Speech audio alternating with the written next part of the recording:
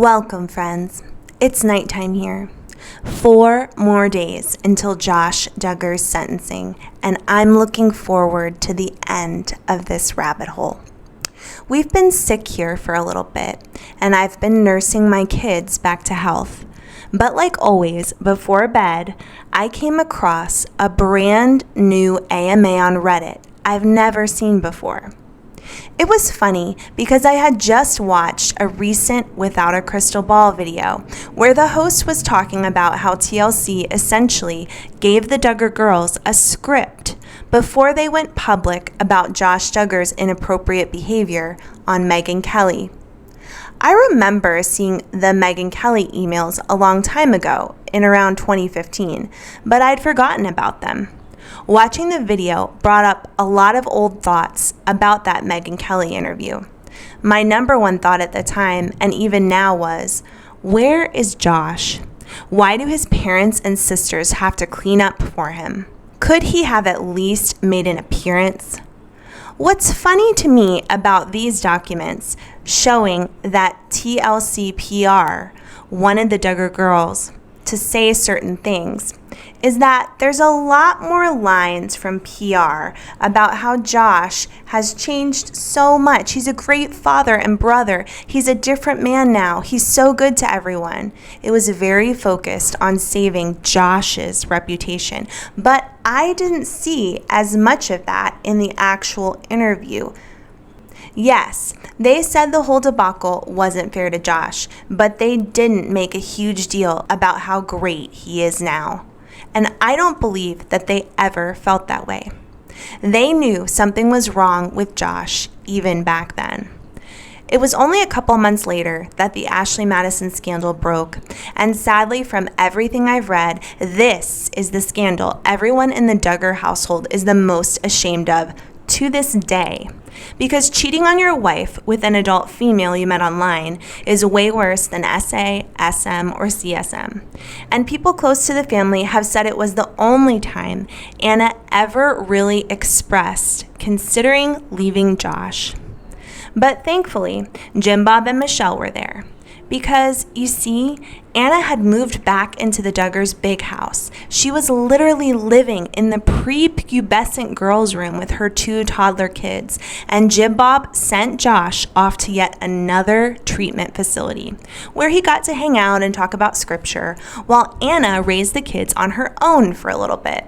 Jim Bob and Michelle allegedly worked hard with Anna, trying to uplift her, support her, and ultimately ensure that she didn't leave their son.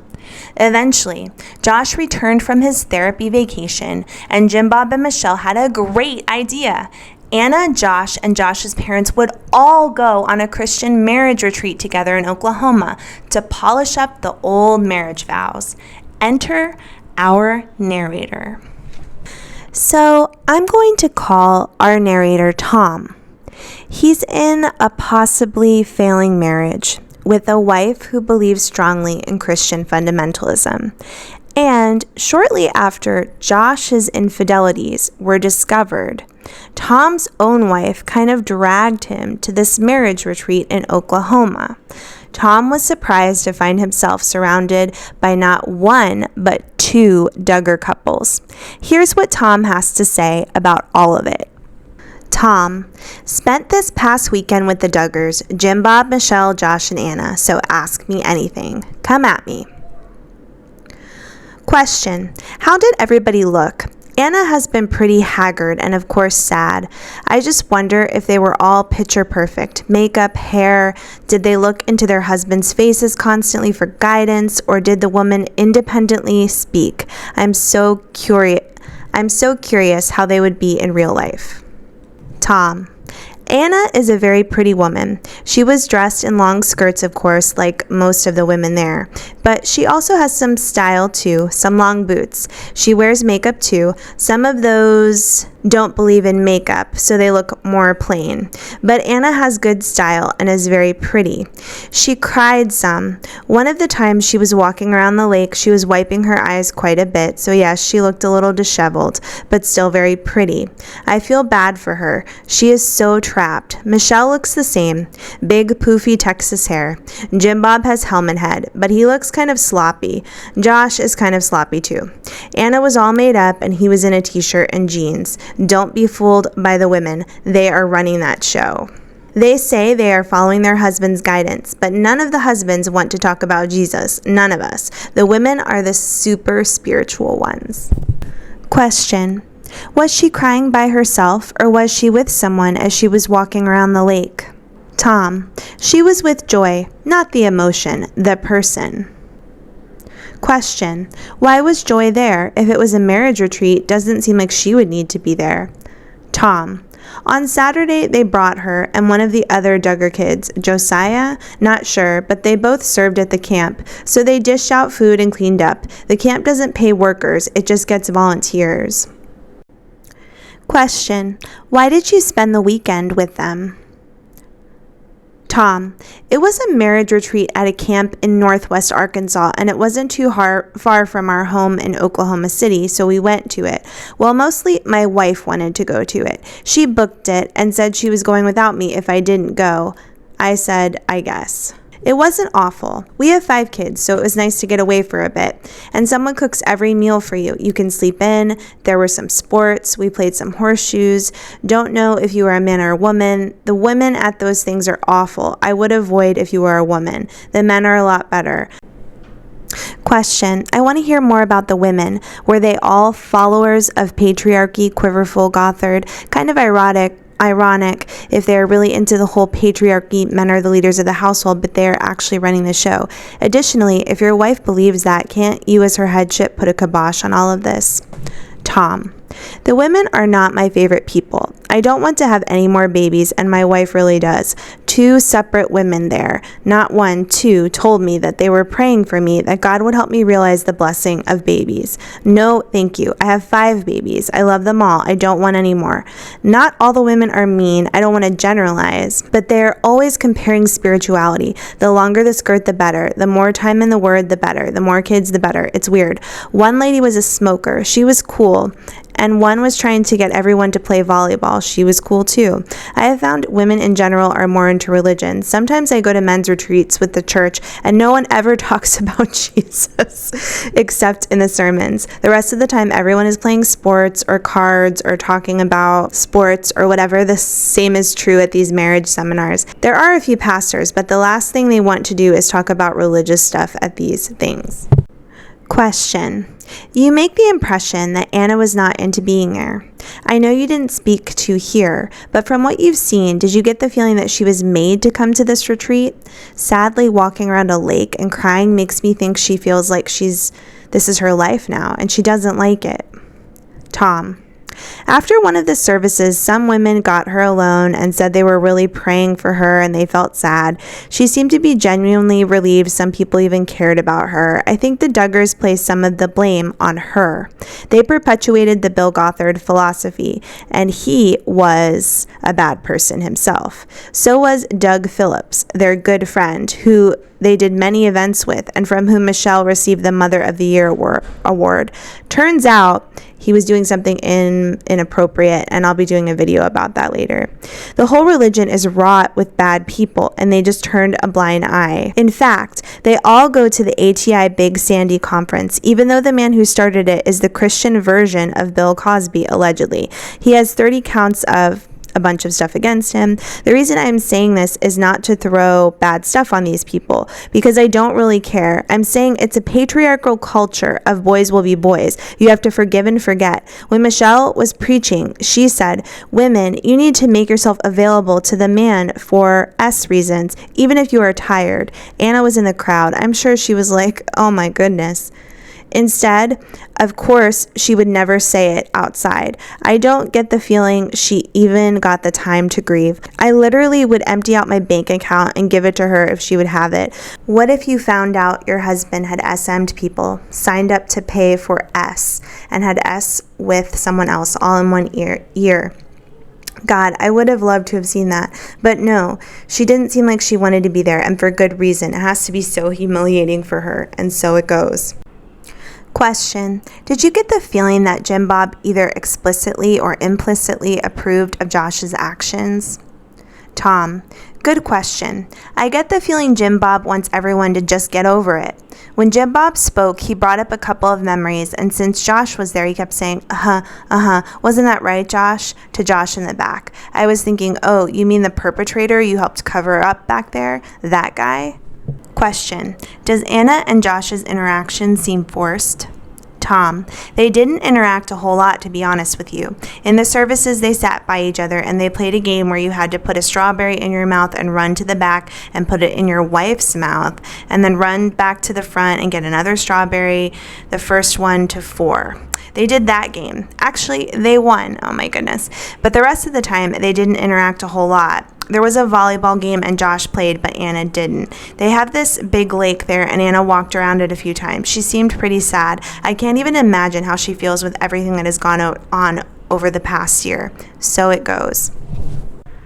Question. How was Josh's behavior and how did people act around him? You mentioned Anna seeming sad in your other response, but it seems like Josh was just business as usual. Tom: I don't want to throw bad stuff on Josh. He was nice enough in person. And who knows what I would be like if I had a camera shoved in my face for 15 years and I'm not a counselor. But I got a little bit narcissistic vibe off of him. In volleyball, he was on my team, but he would be like, yeah, oh, we are up winning now. He was giving me high fives since I was on his team. And I was thinking, okay, calm down, buddy. This is a casual game. Yeah, he seemed business as usual, except he had a flip phone. I guess when you go to addiction places, they don't let you have a smartphone anymore. So it goes. Question. Wow, sorry to sound cliche. You make him sound like somewhat of a normal guy instead of a dude we all demonize. Kind of feel sorry for him. Almost anywhere he'll go in the USA, he'll be known as a scummy person. From that show with a huge family. Must be hard to start over. If only they knew back then what we know now, right? But this guy goes on, and Tom is not, I don't idolize him. He comes from Christian fundamentalism as well. I don't know if he's in the IBLP, but some of the things he says are pretty sad. And I'm just here to present them to you. So Tom says, he seemed all right in person. I would probably hang out with him under different circumstances. He's not too bad at volleyball, although the net was only like 5 feet high, so he couldn't spike. So it wasn't hard to spike. He's actually got a decent voice. He sat a few rows behind us in one of the sermons, and they only do hymns there, so he was belting it out. I don't know what happened with the situation with his sisters, but that part seemed scary, and there were a lot of people. There were 5. But as for the Ashley Madison stuff, or the OkCupid profile or whatever, I could see myself doing something like that and getting caught. I grew up in a really strict home and we weren't allowed secular music. I hated that so much. When I was in high school, my mom found my Snoop CD and broke it. I felt pretty violated. I really wanted to get out of there, but none of those prisoners can break away. Their gate has a lock on it and they aren't allowed out. They can't do internet or make calls or anything. They aren't allowed to go to college or break away. The only hope is to break away with a quarter, but that has not been approved. It's cages they all are in. I bet one of those kids turns out to be gay or at least has a gay tendency. The average is right around 5%. With 19 of them, there's a good shot. What if they wanted to be gay? Would that be allowed? What if one of them wanted to let the freak flag fly? And not only are they have a camera in their face the whole time. I thought my upbringing was strict. It was nothing compared to having Jim Bob and Michelle for parents. Question. How did Jim Bob and Michelle behave? Did the facade slip at any point? Tom. Just a little bit. But they are like practiced politicians. Okay, this is my opinion of Michelle. She is the same as Sarah Palin, Donald Trump, Barack Obama, Kim Kardashian, Aziz Ansari, Taylor Swift. I think they're all the same. The red light group. So this group of people loves the stage. They love the red light of the cameras. They love the attention. They love the Twitter followers, the book signings, the lines of people waiting to see them. They eat that stuff up. I get that vibe when I'm around Michelle. The last time I saw her, people were lined up to see them. She was signing books and they sold a bunch of books for people to have autographed, and Jim Bob was putting $20 in his pocket. People were pretty enamored. This time people were more cordial, I would say, less starstruck, and more, oh hi, I'm so-and-so, instead of fawning over her. And I think she was a little taken aback by that after being so used to her life as a stage.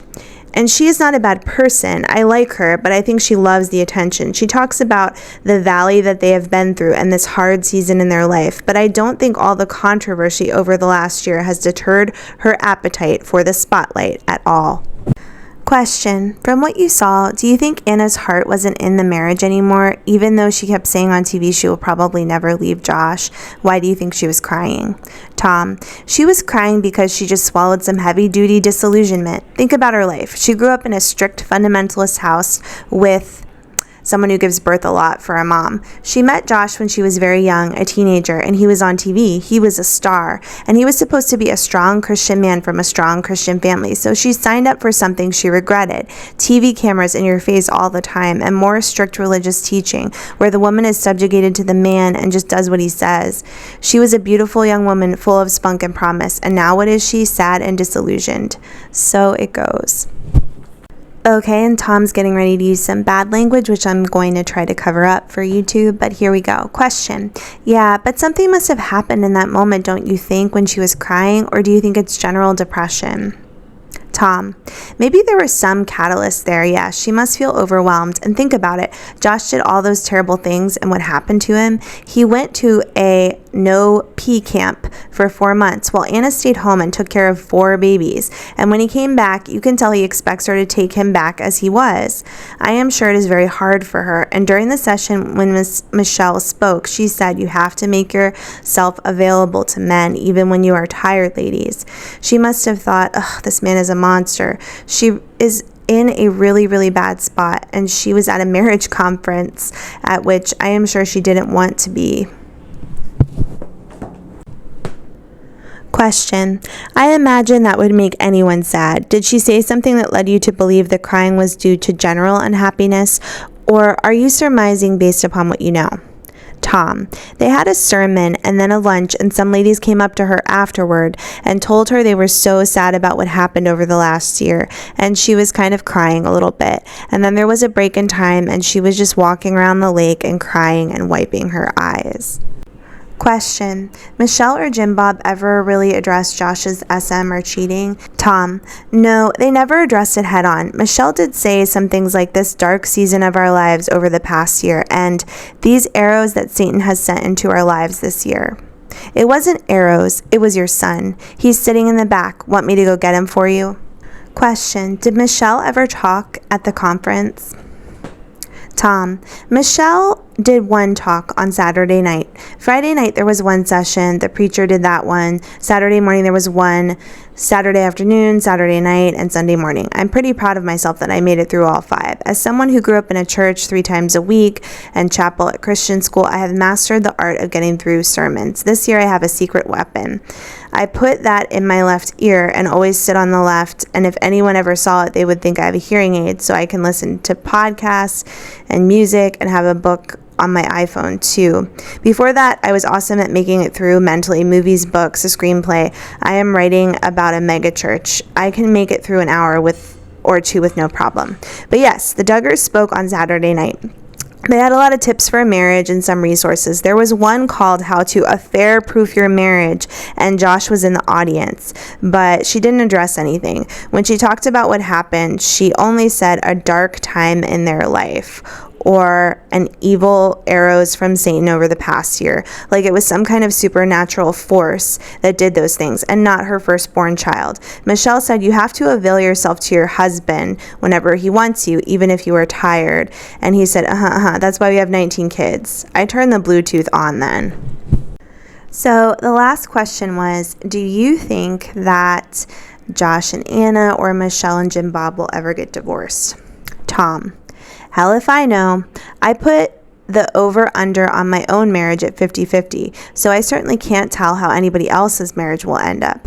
I would put the same odds on Josh and Anna. She seemed really, really sad. I wanted to tell her, psh, hey, you probably want to get yourself tested and go with Josh to the doctor and stand there while he gets tested too, because the people he's been with are nasty, and you know it. Also, religious people never get testing done when they should. People who take purity vows are more likely to have a disease. Did you know that? I also wanted to tell her, psh, hey, I know some people that would help you get out of this religious group, but I never had alone time with her.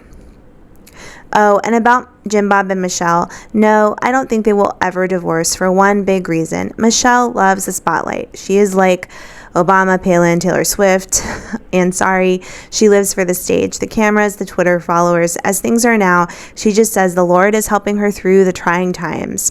You made the trying times by enabling your son to be a monster and not reporting that for 3 years. Wow, okay. I wonder where Tom is right now and whatever happened to his marriage. You can always check out Reddit to find this AMA and read a little bit more about what's going on with Tom and his wife. I found it interesting to have some sense of what was happening with Anna, how she seemed pretty sad back after the Ashley Madison stuff came out. I think that might have been the last time that she really kind of had in her mind that maybe she should leave. And I definitely feel that all signs point to the idea that she's really toughened up since then and decided to become maybe a little bit more like how Tom describes Michelle, looking for some attention, seeking out some fame and privilege from being Josh Duggar's wife. And many of my videos have kind of talked about that, how we can see both the good and the bad in Anna and feel sorry for her, have empathy, as well as really being frustrated with her for the choices that she's making. Okay, guys, I am getting so tired. I'm glad that I was able to bring this AMA to you. I hope that you're having a good evening, and I hope you take some time to head down your own rabbit hole.